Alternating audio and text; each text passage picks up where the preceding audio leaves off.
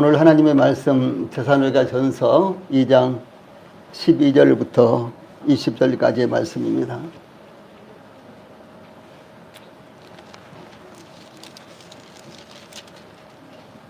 데살로니가전서 2장 17절부터 20절 말씀까지 제가 봉독을 해드리겠습니다. 복음을 전하면서 많은 교회들이 세워졌고 많은 성도들이 구원을 받고 일어났지만은 그 중에서도 데살로니가 교회의 성도들은 정말 보고 또 보고 또 보고 싶은 이와 같은 대상들이다 라는 것을 사도 바울이 고백을 하고 있다는 것이죠. 이 사도 바울이 데살로니가를 떠난 것은 다른 전도 계획 때문이 아니라 데살로니가의 유대인들이 데살로니가에 있는 유대인들이 시기하여 복음을 전하는 것을 막기 위해서 저자의 어떤 요즘으로 말하면 저 뒷골목에 그런 의미도 될 수 있고요. 어떤 괴악한 사람들을 동원하여 이 사도 바울과 전도단을 고발하였는데 그들은 야손과 형제들을 끌고 읍장들에게 나가서 사도행전 17장 6절로 7절에 보면은 천하를 어지럽게 하던 이 사람들이 여기도 이름에 야손이 들렸도다. 이 사람들이 다 가이사의 명을 거역하여 말하되 다른 임금 곧 예수라는 이가 있다 하더이다. 이렇게 고발했습니다.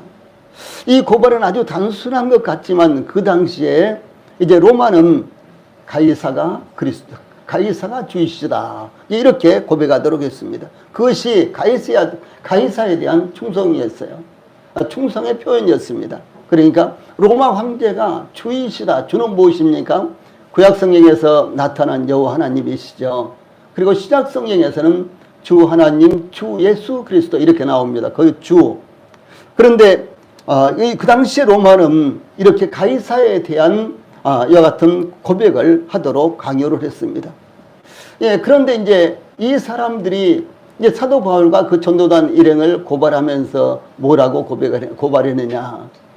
가이사 외에 다른 임금, 다른 주가 있다고 이 사람들이 주장한다. 그럼 어떻게 되겠어요? 그것은 무조건 극형입니다. 이렇게 고발을 했다는 것이죠. 그러므로 데살로니가 교회는 사도 바울과 실라를 그 밤에 베레아라는 지역으로 이제 피신을 시켰습니다. 그러나 데살로니가의 상황은 그들이 떠나왔지만은 쉽게 잠잠해지지 않았기 때문에 사도 바울과 실라는 데살로니가에 다시 되돌아가지 못했던 것입니다. 그러므로 사도 바울이 형제들아 우리가 잠시 너희를 떠난 것은 얼굴이요 마음은 아니니 이렇게 증가한 것은 이 사도 바울 일행의 데살로니가를 떠난 것은 그들이 원했던 것이 아니라 부득불 강요되어진 일이었다라고 하는 것을 의미합니다. 특히 사도 바울이 형제들아 우리가 잠시 너희를 떠난 것은 얼굴이요 마음은 아니니 라고 그들을 떠난 것이 사도 바울에게도 고통스러운 일이었다라고 하는 것을 고백하고 있는 것입니다. 이 사도 바울은 데살로니가 교회에 대해서 깊은 사랑을 느끼고 있었는데 그것은 마치 유모가 자기가 낳은 자식을 사랑하는 것처럼 또한 아버지가 그 자녀를 사랑하는 것과 같은 것이었습니다. 이 사도 바울이 데살로니가 교회를 향해서 너희를 떠난 것은 얼굴이요 마음은 아니니 이렇게 증가한 것은 비록 몸은 멀리 떠나 있지만 마음은 항상 함께 있는 것 같다라고 이렇게 증가한 것입니다. 사도 바울은 이와 같이 데살로니가 교회를 향하여 뜨거운 사랑을 고백하고 있지만 복음을 반대하고 방해하는 대적자들은 사도 바울이 위험을 피해서 도망갔다라고 이렇게 왜곡시켜서 비판하고 있었던 것입니다. 그러나 이와 같은 비판하는 자들의 음모에 대해서 사도 바울은 데살로니가로 돌아가려고 했었으나 방해하는 세력들로 인해서 돌아가지 못하고 있다는 것을 증가하고 있는 것입니다. 그래서 너희를 떠난 것은 얼굴이요 마음은 아니니 이렇게 증가하고 있는데 여기에서 떠난 것이라는 이 말씀은 고아처럼 버려진 혹은 부모를 잃은이라는 의미이며 이것이 수동태로 되어 있는데 무슨 말씀인 거는 사도 바울이 그들을 떠나서 왔지만 그러나 나는 마치 고아처럼 버려진 것 같이 고아가 부모를 그리워하는 것처럼 나는 너희들을 그리워하고 있다. 이렇게 지금 표현을 하는 참 아름답고 감정 깊은 이런 지금 문장으로 여기에 되어 있는 것입니다. 그래서 일반적인 의미가 친구 혹은 친척이나 부모를 사별하여 이런 것을 의미하는데 그러므로 사도 바울은 이와 같은 단어를 사용한 것이요, 데살로니가 교회를 떠날 수밖에 없는 형편 때문에 느꼈던 마음의 고독감을 명백하게 표현하고 있는 것입니다. 사도 바울은 이미 데살로니가 교회와 자신과의 관계를 자기가 낳은 아기를 젖먹이는 유모처럼, 또 자녀를 교육시키는 아버지처럼 그렇게 2장 초반에서 증가하고 있죠. 여기에서는 자녀를 멀리 두고 떠나온 부모처럼 모든 것을 상실하고 박탈당한 것처럼 여기고 있다라고 하는 것입니다. 이 사도 바울의 이와 같은 표현은 사도 바울과 데살로니가 교회와 사도 바울이 데살로니가 교회가 맺어진 깊은 사랑과 뜨거운 형제 사랑을 잘 표현하고 있는 것입니다. 또한 여기 잠시라는 표현은 잠시 동안이라는 뜻으로 사도 바울은 데살로니가 교회를 떠날 때 잠시 동안의 이별로 생각했던 것입니다. 그래서 내가 잠시 피했다가 다시 오겠다, 이런 생각을 하고 데살로니가 교회를 떠났는데, 그런데 본의 아니게 그것이 시간이 오래 걸렸어요. 사실상 이 데살로니가 전서는 데살로니가를 떠난 후 약 5개월 정도 혹은 내지 1년 안에 쓴 편지입니다. 그런데 실제적으로 이렇게 데살로니가 교회를 다시 방문하고 싶어 했는데도 불구하고 사도 바울이 데살로니가 교회를 방문한 것은 5년이나 되는 훌쩍 세월이 지난 후에 데살로니가를 방문할 수가 있었습니다. 그래서 소요가 가라앉으면 이제 곧바로 다시 올 것으로 그렇게 기대를 했지만 그렇게 되지 않았고요. 계속해서 수개월이 지나서 그래서 사도 바울이 먼저 편지를 보낸 것이 바로 데살로니가 전서인 것입니다. 그러므로 사도 바울은 고백하기를 너희를 따르는 것은 얼굴이요 마음은 아니니 너희 얼굴 보기를 열정으로 더욱 힘썼노라, 이렇게 고백하고 있습니다. 우리 성도님들, 이 말씀의 표현이 얼마나 아름답습니까? 저희들은 지난주에도 보고 또 수요일 날도 보고 또 오늘도 보고, 그래서 저희들은 그냥 봐도 안녕하세요 이렇게 인사는 하지만 무덤덤하지 않습니까? 그런데 사도 바울은요, 날마다 매 순간마다 보고 싶었는데 그것이 몇 달이 지나고 5개월이 훨씬 지난 다음에 이 편지를 쓰게 되었고, 그래서 편지라도 먼저 보내자라고 이 편지를 쓰게 되었고요. 그리고도 세월이 계속해서 흘러서 무려 5년이라는 세월이 흐른 다음에 데살로니가를 다시 방문하게 되었다는 사실이죠.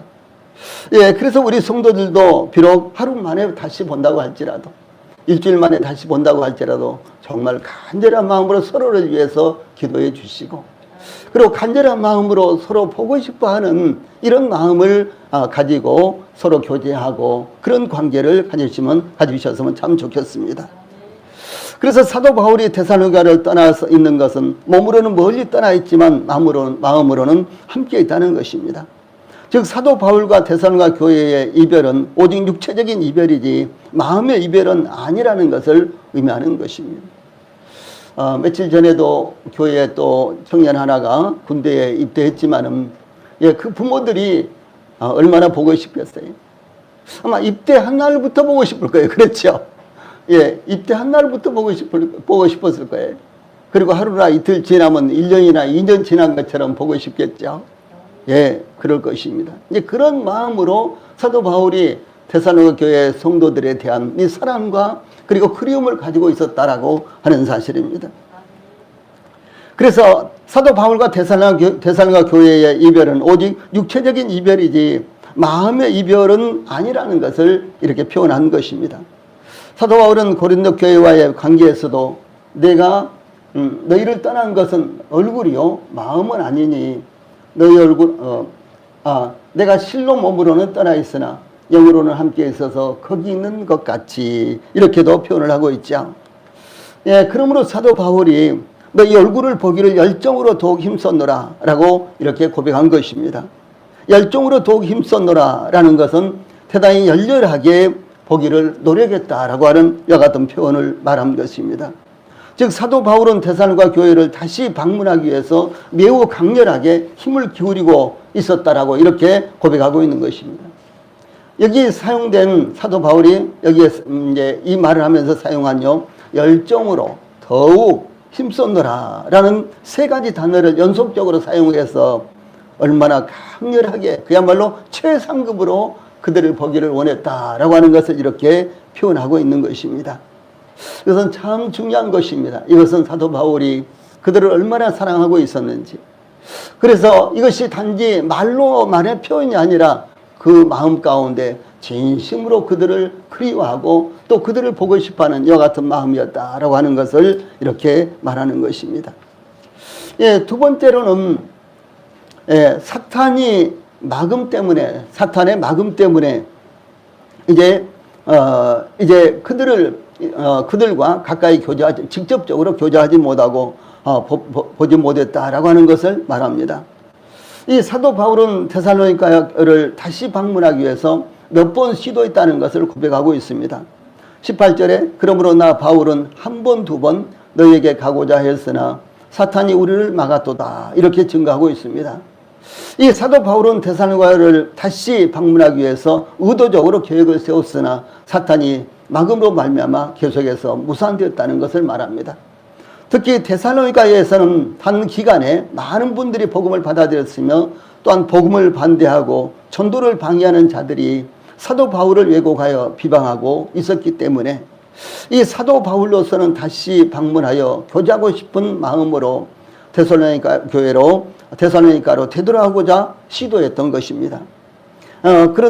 그런데도 불구하고 이 사탄이 몇 번이나 이렇게 막았는데 그것은 첫 번째 이 베레아에서 그리고 두 번째는 아덴에서 이렇게 막았다라고 증거하고 있습니다.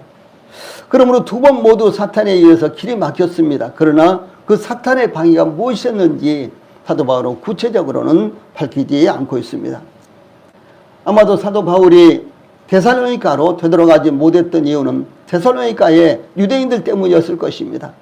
이 사도 바울이 데살로니가를 떠나서 베레아로 나왔던 것도 유대인들의 극심한 반대와 방해 때문이었습니다.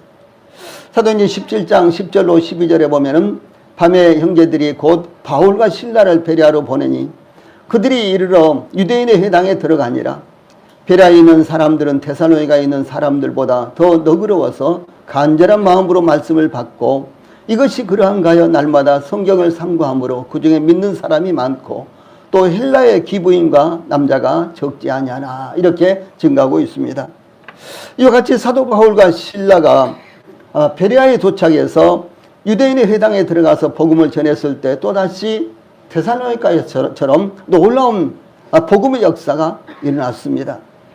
그런데 이와 같이 이제 놀라운 역사가 일어나자 이 사도 바울과 전도당의 베레아에서도 복음을 전할 때 데살로니가의 유대인들, 데살로니가에서 사도 바울과 전도단 일행을 방해하고 반대했던 이 유대인들이 이제 또다시 데살로니가에서 베레아까지 원정을 와서 또다시 방해를 하는 것입니다. 그래서 이제 또다시 베레아에서도 떠날 수밖에 없었던 것입니다. 이 사도행전 17장 13절로 14절에 보면 아래 파란 박스의 말씀, 데살로니가에 있는 유대인들은 바울이 하나님의 말씀을 베레아에서도 전하는 줄을 알고 거기도 가서 무리를 움직여 소동하게 하거늘 형제들이 곧 바울을 보내어 바다까지 가게 하되 실라와 디모데는 아직 거기에 머물러라. 이렇게 사도 바울과 실라가 베레아에서 복음을 전할 때 데살로니가에서처럼 놀라운 복음의 역사가 일어나자 데살로니가의 유대인들이 베레아까지 쫓아와서 방해하자 바울과 실라는 베레아에서도 떠날 수밖에 없었다라고 하는 사실입니다. 그래서 여기 유대인들이 이 방해하는 것 그리고 반대하는 것 얼마나 극심한지를 알 수가 있었죠. 과거 1992년에 예수님이 다시 오신다라고 시한부 종말론자들이 대단히 시끄럽게 했죠. 예, 그들이 처음에는 서울역이라든가 뭐 청량역이라든가 이런 정도에서 이제 피켓을 가지고 혹은 또 전도지를 나눠주면서 이제 시한부 종말론을 외쳤습니다. 그런데 이제 나중에는 뭐 동네 그리고 그들이 섬기는 교회에다 프랑카드까지 써붙이면서 하고 그야말로 얼마나 엄청나게 문제를 일으켰습니까? 예, 그때 저는 도저히 이것은 있을 수 없다. 이 결과는 예, 이제 한국 교회를 결정적으로 어렵게 만들 것이다. 그리고 한국 교회를 결정적으로 교회를 나오지 않은 일반인들이 이제 신뢰하지 못하게 만들 것이다. 이제 이런 생각을 하고요. 뭐 서울역이라든가 그들이 있다면은 있는 곳 서울역이라든가 영등포역이라든가 이렇게 쫓아다니면서 제가 그들과 이제 뭐 이렇게 변로를 하면서 막고 아주 쫓아다니면서 제가 그들을 이제 그 시한부 종말론이 틀렸다라는 것을 이야기하고 다녔어요. 예, 그런데 예, 그들이 이제 나중에는 이제 서울역에서 봤다가 또 영등포역에서 또 보니까 보지 않고 이제 변로를 하지 않고 슬금슬금 피하고 도망가고 뭐 이제 이런 모습들도 이제 많이 봤거든요. 그런데 여기 유대인들은 이 그들이 믿고 그들이 믿는 이와 같은 이제 유대교회에 대해서 사도 바울이 이제 다른 이제 말씀을 전하자 사도 바울이 참된 복음 그리스도의 복음을 방해하고 반대하는 이와 같은 입장에서 계속해서 사도 바울 뒤를 쫓아다니면서 반대를 했다는 사실이죠. 그런데 이와 같이 여기에 이와 같이 이제 유대인들이 반대한 것 이것은 바로 사단적이었습니다. 그래서 이것을 가리켜서 사단이 막았다 이렇게 지금 말씀하고 있습니다.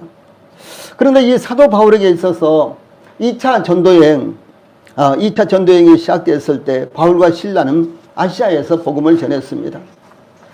예, 사도 바울과 실라와 그때 합류한 디모데의 사역으로 인해서 이제 사도행전 16장 5절에 보면 이에 여러 교회가 믿음이 더 굳건해지고 수가 날마다 늘어가니라 라고 증거했습니다. 얼마나 참으로 이 복음의 역사 이것을 볼 때요 전도자들로서는 얼마나 참 놀라운 일이겠습니까?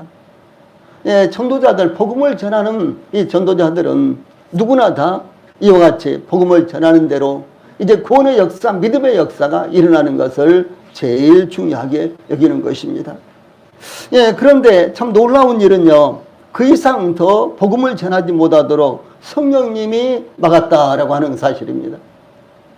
그래서 이 사도행전 16장 6절로 7절에 보면 성령이 아시아에서 말씀을 전하지 못하게 하시거늘 그들이 부르기아와 갈라디아 땅으로 다녀가 무시 앞에 이르러 비두냐로 가고자 했으되 예수의 영이 성령님이 허락하지 아니하시는지라 이렇게 증가하고 있습니다.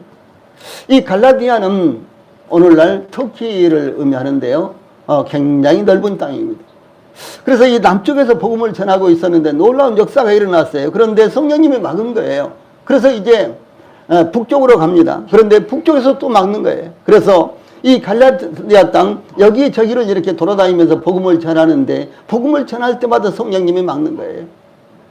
그래서 이제 그리스 쪽에 있는 항구 도시로 이렇게 지금 거기까지 이제 계속해서 성령님이 막으니까 얼마나 답답하겠습니까? 아니 전도자가 복음을 전하는데 하나님이 막으니 얼마나 답답하겠습니까? 그래서 이제 저 그리스 쪽에 있는 이와 같은 항구 도시까지 이제 쫓겨온 이와 같은 이제 모습을 볼 수가 있는 것입니다.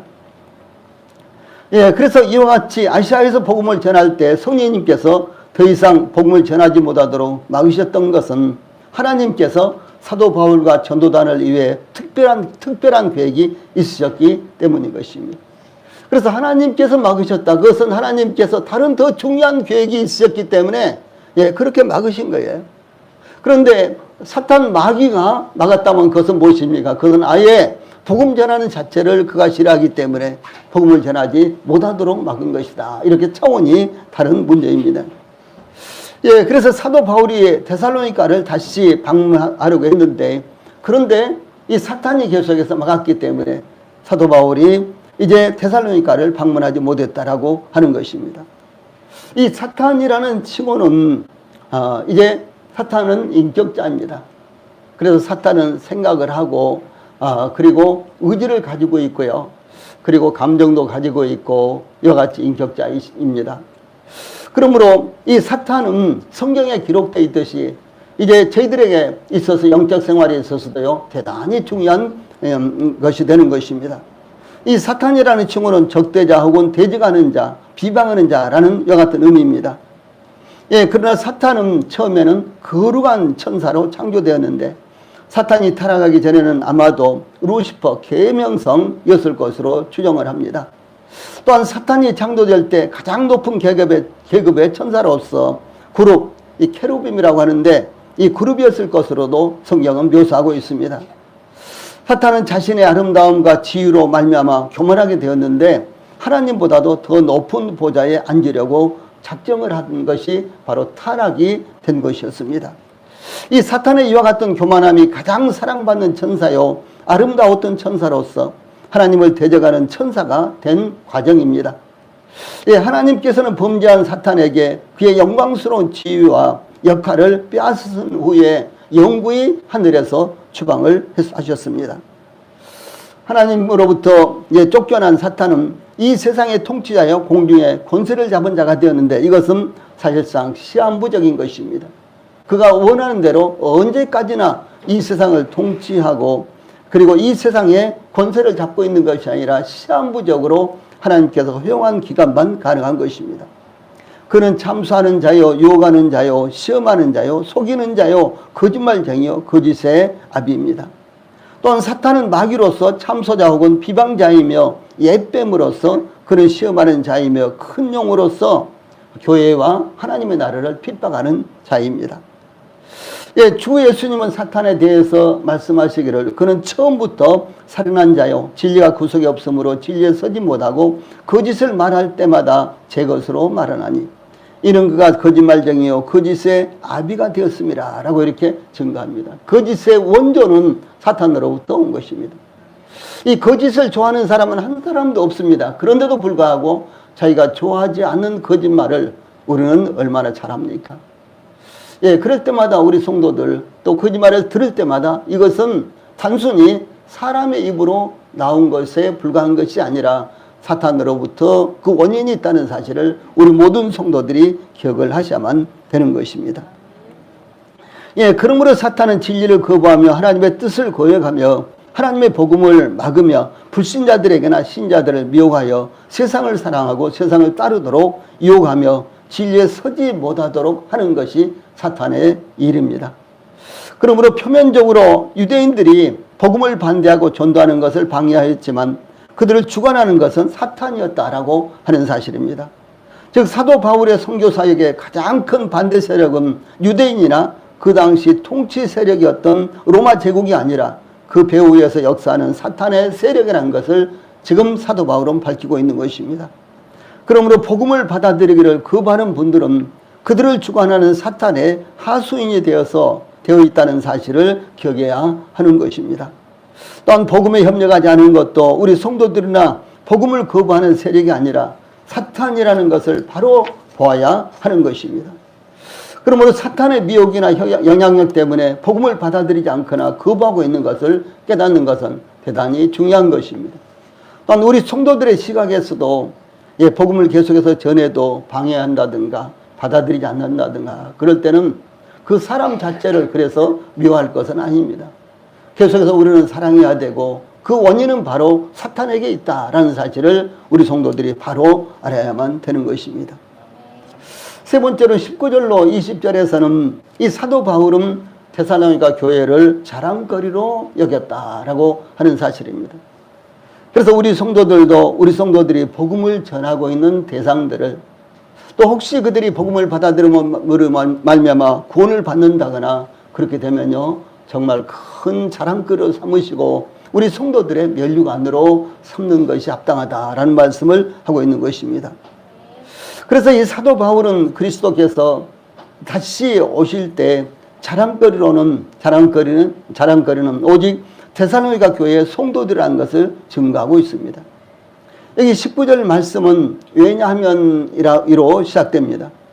우리말 번역은 그렇게 되어 있지 않습니다. 즉 사도 바울이 데살로니가를 한 번, 두 번 방문하고자 힘썼던 이유를 설명하고 있습니다. 이 사도 바울이 데살로니가로 되돌아가고자 하는 강한 열망의 배후에는 사탄이 저지할 수 없는 뜨거운 사랑이 그의 마음 가운데 있었다는 것입니다.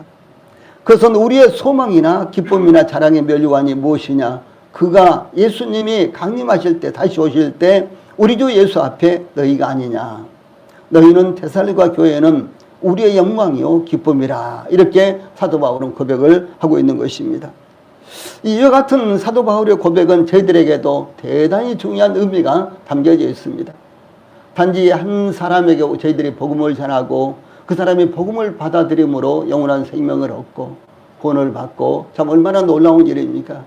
그런데 거기에 지나는 것이 아니라 그것이 바로 저희들에게는 영광이요 저희들의 면류관이다 라고 하는 사실을 여기서 말씀하고 있는 것입니다. 예, 그러므로 사도 바울이 우리의 소망이나 기쁨이나 자랑의 면류관이 무엇이냐? 그리스도가 강림하실 때 우리 주 예수 앞에 너희가 아니냐? 예, 이렇게 지금 표현하고 있습니다. 그런데 이렇게 질문하고 나서 스스로 그리스도께서 다시 오실 때에 데살로니가 교회가 사도 바울의 소망이요 기쁨이요 자랑의 면류관이라고 대답하고 있습니다. 이 사도 바울에게 데살로니가 교회는 그리스도께서 다시 오실 때 그의 소망이요 기쁨이요 자랑의 면류관으로 삼았다라고 하는 사실입니다. 우리의 소망은 데살로니가 교회의 성도들의 신앙이 성숙하게 성장할 것이라는 기대를 의미하고, 우리의 기쁨은 데살로니가 교회의 성도들이 영적으로 성장하여 그리스도 앞에서 함께 누리게 될 것을 의미하고, 자랑의 면류관은 사도 바울이 데살로니가 교회를 가장 보람있게 여긴다는 것을 의미합니다. 이 말씀에서 면류관이라는 말씀이 나오는데 이것은 왕관이 아니라 승리자에게 보상으로 주는 상을 의미합니다. 이것은 그리스의 올림피아 경기에서 승리자에게 주는 면류관으로 승리의 상징, 가치 있는 명예의 상징, 축제의 기쁨의 상징을 의미한 것이었습니다. 그러므로 운동 경기에 나선 선수들은 이 면류관을 얻기 위해서 온 힘을 다 기울여서 달렸습니다. 이 면류관이 그가 올림피아 경기에 참가하는 목적이었으며 그가 죽을 힘을 다해 달리는 이유였습니다. 그러므로 올림피아 경기에 참가하기 위해서 오랫동안 피땀을 흘리면서 훈련하고 단련하여 경기에 참가해서는 온 힘을 다 쏟아서 목표 즉 골인 지점을 향해서 달리고 또 달렸다라고 하는 사실입니다. 또한 면류관은 그리스도인들이 이 땅에서 어떻게 충성하며 섬기는가에 따른 상으로 예비된 것입니다. 이 면류관은 그리스도께서 다시 오실 때 그리스도 곧 하나님의 그리스도의 심판대 혹은 하나님의 심판대에서 수여될 것입니다. 로마서 14장 10절 그리고 고린도서 5장 10절에는 그리스도의 심판대와 하나님의 심판대가 있는데 이것은 하나님을 믿는 사람들을 심판하는 이와 같은 심판대입니다. 우리에게 있어서 우리 죄의 문제, 우리가 지옥 갈 수밖에 없고 하나님의 심판을 받을 수밖에 없는데 이 죄에 대한 심판은 예수 그리스도의 십자가에서 이미 다 예수님께서 저희들을 대신해서 받으신 것입니다. 그래서 심판은 저희들에게 없습니다. 심판은 저희들에게 있어서 다 물러갔습니다. 그런데 또 다른 심판이 있는데 그것은 저희들이 이 땅에서 이제 하나님의 자녀로서 그리스도인으로서 성도로서 어떻게 하나님을 섬기고 하나님의 뜻에 순종하는 삶을 사느냐 여기에 대한 평가가 이제 있는 것입니다. 성경에는 이와 같은 말씀이 대단히 많이 나오는데 그 대표적인 말씀이 바로 로마서 14장 10절 그리고 고린도후서 5장 10절. 그 외에도 이제 고린도전서 3장에서는 이제 우리가 다 각각 집을 짓는데 무엇으로 집을 짓는가? 곧 이제 심판날에 하나님께서 그 지은 집을 시험하시는데 무엇으로 시험한다 그랬어요? 불로서 시험하신다 그랬죠. 이런 것들, 이런 말씀들이 이제 우리 그리스도인들의 상급과 관련된 말씀입니다. 그래서 이제 우리 성도들이 이제 우리는 구원받았으니까, 우리는 영원한 생명을 얻었으니까, 심판은 다 물러갔으니까, 그래서 적당하게 섬기면 된다. 혹시 이런 생각을 하시지는 않겠지만은, 그러나 그렇게 생각하면 정말로 안 되는 것입니다. 왜냐하면 우리가 이제 하나님 앞에 가서 영원히 살게 될 텐데, 그 하나님 앞에 갔을 때 칭찬을 받게 될 것인가? 아니면은 우리가 칭찬을 받지 못하고 다른 성도들은 다 아름다운 그 영광스러운 면류관을 받게 될 텐데 저희들은 어떤 상태에 있게 될 것인가? 이와 같은 부분은요 대단히 중요한 것입니다. 이 성경에는 그리스도께서 다시 오실 때 성도들에게 주실 5가지의 면류관을 소개하고 있습니다. 물론 이제 여러 가지 면류관이 있습니다만 그 중에서 대표적으로 5가지의 면류관입니다. 먼저 생명의 면류관이 있는데 이것은 순교자들을 위한 면류관입니다. 다음에 기쁨의 면류관은 전도자를 위한 면류관입니다. 영광의 면류관은 충성된 목회자를 위한 면류관입니다. 그리고 썩지 않은 면류관은 삶의 경주에서 승리한 자를 위한 면류관입니다. 그리고 이제 디모데 후서 4장 8절에서는 그리스도의 다시 오심을 사모하는 모든 자들에게 주실 면류관, 바로 의의 면류관이 소개가 되고 있습니다. 우리 성도들에게는 어떤 면류관이 예비되어 있을까요? 우리 성도들은 어떤 면류관을 기대하고 있습니까? 지금은 초대교회라든가 혹은 이제 북한이라든가 중국이라든가 아니면 힌두교나 이슬람 지역처럼 기독교가 뭐 순교를 당하는 그런 실정은 우리나라는 아닙니다. 그러면 이렇게 좋은 환경 가운데서 우리가 어떻게 하나님을 섬겨야 될 것입니까? 예, 우리에게 주신 하나님께서 우리를 위해서 예비하신 이와 같은 면류관은 무엇이 되겠습니까? 그래서 우리 성도들이 그냥 좋은 나라에서 태어나서 좋은 시대에 태어나서 우리는 편하게 주님을 섬기고 하나님을 섬긴다, 이렇게만 생각하시지 말고, 예, 이렇게 좋은 시대에 그리고 좋은 곳에서 태어나서 하나님을 섬기는데 우리에게 주어진 이 과제는 어떤 것이다, 우리 하나님 앞에 어떻게 충성해야 되겠는가, 이런 부분들을 우리 성도들이 생각해서 참으로 진실된 마음으로 하나님의 뜻을 따라서 섬김으로 이 사도 바울이 말씀한 것처럼 저희들도 하나님 앞에 나갔을 때, 예, 우리에게 주실 면류관에 대해서 기대를 하시기를 바랍니다. 이 사도 바울은 디모데후서 4장 8절에서 자, 밑에 있는 말씀 같이 읽어봅시다. 시작.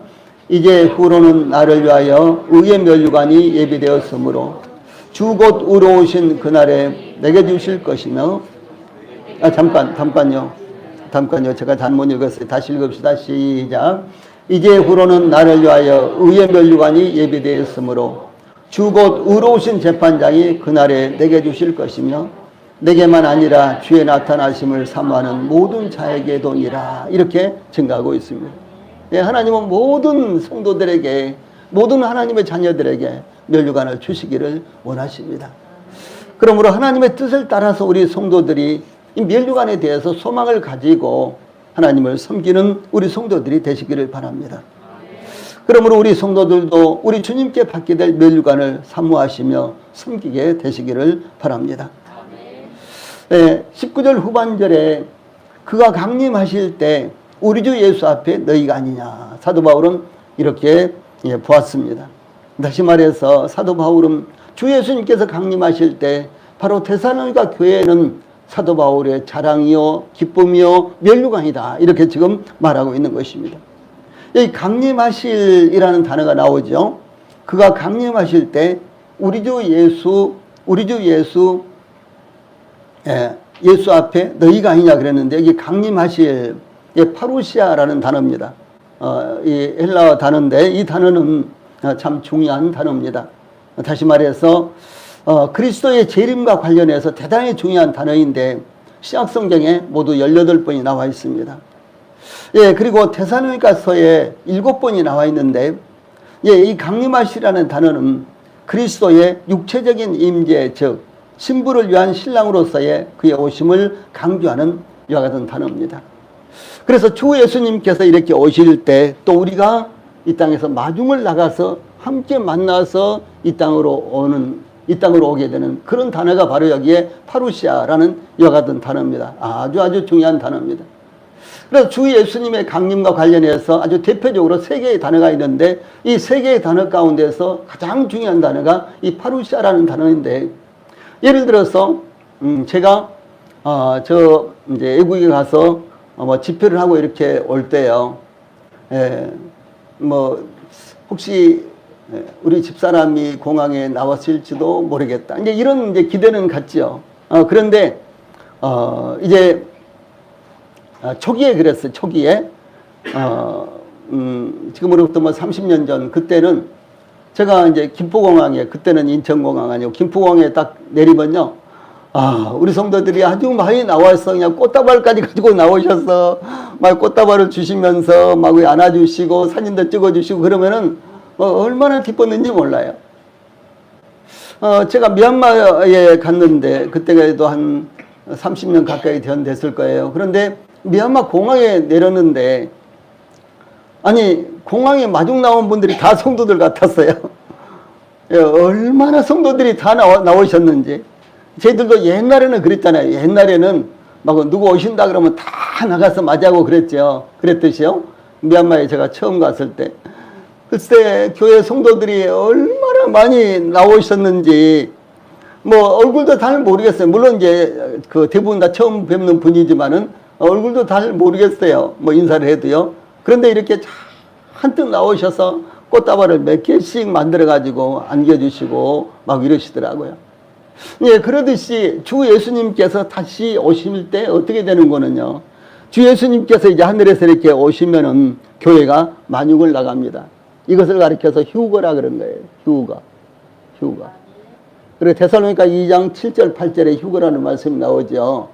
데살로니가 후서 2장 데살로니가 전서 4장 13절부터 18절에 거기 휴거가 나옵니다. 예, 데살로니가 후서가 아니고요. 그래서 이제 그 주 예수님께서 하늘에서 이렇게 오실 때요. 이제 교회가 마중을 나가는데 어디 가서 만나는 거는 공중이라는 곳에서 만나는 거예요. 그래서 이제 함께 이 땅에 오시는 것이지. 그래서 이제 그때 이제 교회가 주 예수님께서 오시고 이렇게 교회가 이제 마중을 이렇게 공중으로 가는데 이것을 가리켜서 파루시아라고 말하는 것입니다. 그래서 아주 중요한 단어가 되는 거예요. 예, 그래서 이제 이와 같은 것들을 이제 사도 바울은 사모하고 있었고요. 그리고 그때 이제 주 예수님으로부터 칭찬을 받을 텐데, 그리고 면류관을 받을 텐데, 그 면류관이 바로 데살로니가 교회고, 그래서 데살로니가 교회가 사도 바울에게 있어서는 이제 면류관이요, 자랑이요, 그리고 기쁨이다, 그리고 영광이다, 이렇게 지금 표현을 하고 있는 것입니다. 예, 그러므로 그리스도께서 다시 오시되 반드시 약속대로 이제 부활하셨을 때의 모습으로 오신다는 것을 나타낸 것입니다. 히브리서 저자도 히브리서 10장 37절에 잠깐 후면 오실 리가 오시리니 지체하지 아니하시리라, 이렇게 표현을 했습니다. 주 예수님은 반드시 다시 오시는 것입니다. 또한 사도 바울은 너희는 우리의 영광이요 기쁨이라, 이렇게 증거했습니다. 이 올림픽에서 마지막 피날레는 항상 마라톤이었습니다. 그리고 올림픽 경기는 제일 처음에는요, 이제 마라톤만 있었어요. 이제 그 다음에 이제 뭐 창던지기, 뭐 말타기 등등 여러 가지가 이제 차츰차츰 이제 추가돼 가지고 요즘은 뭐 별것 다 있죠. 무슨 전자 저 게임도 요즘은 뭐 있더라고요. 이렇게 이제 뭐 바둑도 있고요. 그래서 이제 이렇게 경기가 참 많이 됐는데 처음에는 마라톤만 있었습니다. 그 마라톤이 42.195km인데요. 정말 이것은 인간의 한계를 넘어서야지만 주파할 수 있는 이와 같은 거리입니다. 그런데 이 42.195km를 지금은 2m까지도 끊기도 하죠. 그래서 2m 10분 이내에 끊기도 이렇게 하는데요. 그런데 이것을 이제 2m가 아니라 2시간 10분 안에 끊기도 하는데, 이제 이것이 인간의 한계를 넘어선 이와 같은 이제 달리기입니다. 그런데 이제 이 마라톤 경기를 하고 이제 먼 거리를 이렇게 이제 뛰고 나서 이제 마지막 피날레는 어디서 합니까? 이제 운동장으로 들어온 것이죠. 근데 운동장에 딱 들어오면요, 그 운동장에는